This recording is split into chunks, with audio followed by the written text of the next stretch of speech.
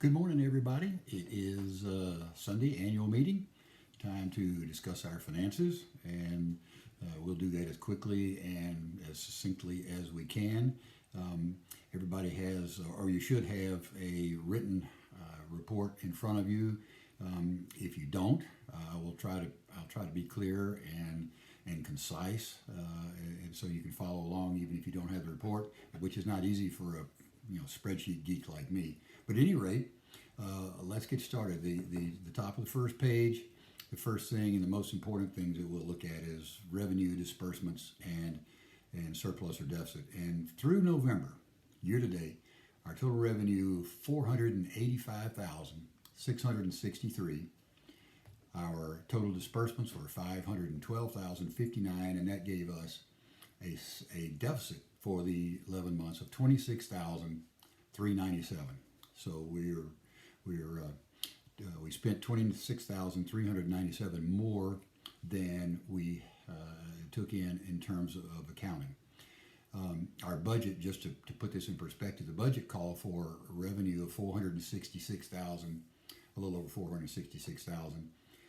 Expenses of $486,000, so we were forecasting a deficit of $20,184 at this time of year, and that's not unusual. Quite often that happens in November. December typically is a fairly good revenue month, and that's where we catch up, and we intend to get back to zero.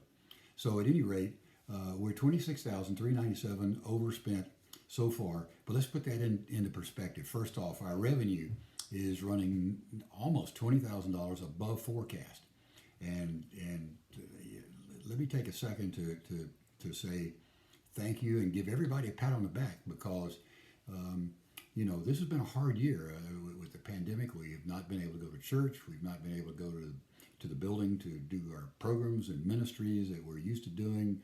We're separated. We're at home. We can't get hugs. We can't see our friends. That's tough. A lot of emotional and financial problems have come of this for many, if not all of us.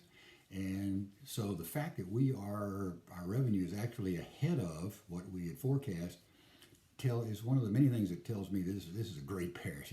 We have great parishioners. We have great parishes, a great parish. So that's a pat on the back. Thank you. A couple of other things to put this in perspective. This year we've had to spend over $40,000 to bring in our video and streaming equipment and services so that we could all keep up with services and meetings via the streaming. We've also had to spend over $10,000 to upgrade our filtration system and the air conditioning system, so we can hopefully provide a safer breathing environment in the church. So this is well over $50,000 spent that we had no clue about spending last year. And when we did this budget, none of this was foreseen, as you all know. But at any rate, that's the story year to date.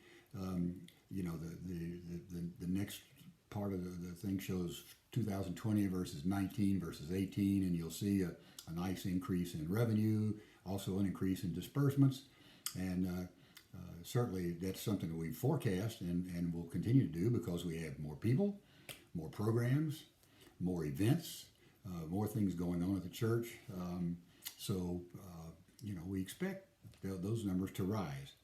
The full budget for the year was $537,000 for revenue, $537,000 for expenses. So we've budgeted a break even, and I really am confident that we'll get pretty close to that, if not hit that at the end of the year.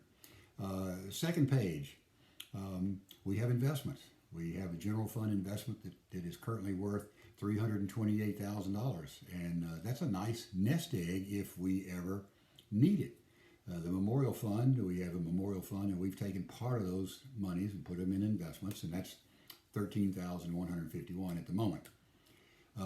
We have a bank loan, a line of credit from Iberia. We took it out in 2014 in order to finance the capital campaign. The reconstruction of the kitchen and a lot of work in Ware Hall and roofing and all kind of stuff. That loan balance right now is $125,000. $177,000 is actually the amount of spending that we did on those programs. And the general fund has had excess cash, so we've paid down $52,000 on the loan from the general fund, and we account for that because we take some of that back. We pay it down, we take it back, we pay it down, we take it back. So we want to keep those two separate. The next line, and this is another thing that takes us back to not worrying about our deficit, is that we received earlier in the year a PPP loan, SBA PPP loan. PPP stood for Paycheck Protection Program. It was part of an act by Congress in March to, as a result of the pandemic, to provide support for companies to make sure they made payrolls when they were losing revenue, and it applied to churches, and so we received a loan of $40,600 on the PPP program. It is forgivable. We are keeping good records, and we believe that we'll be able to have that loan forgiven when the time comes to do the paperwork for the forgiveness. But at any rate, that does not show up in the revenue. The revenue figures that I gave you, $485,000, does not include. This is a loan, so it's not a revenue item. So even though we had a $26,000 deficit, when you throw in this $40,000, you see everything looks a little bit better. It hopefully means that to me I see nothing to worry about at this moment. Last thing on the list, Memorial Fund. We have a total of a little over $29,000 left in the Memorial Fund. Part of it's in the cash, part of it's in the investments, and that's we look at the Memorial Fund every so often to finance fixed items, things that last a long time in the church, because that's a great use of that money. At any rate, that's the report. Again, thanks to everybody. Again, a pat on the back for supporting the church in these very, very, very tough times. And I hope everybody will be safe and be well, and we'll see you soon.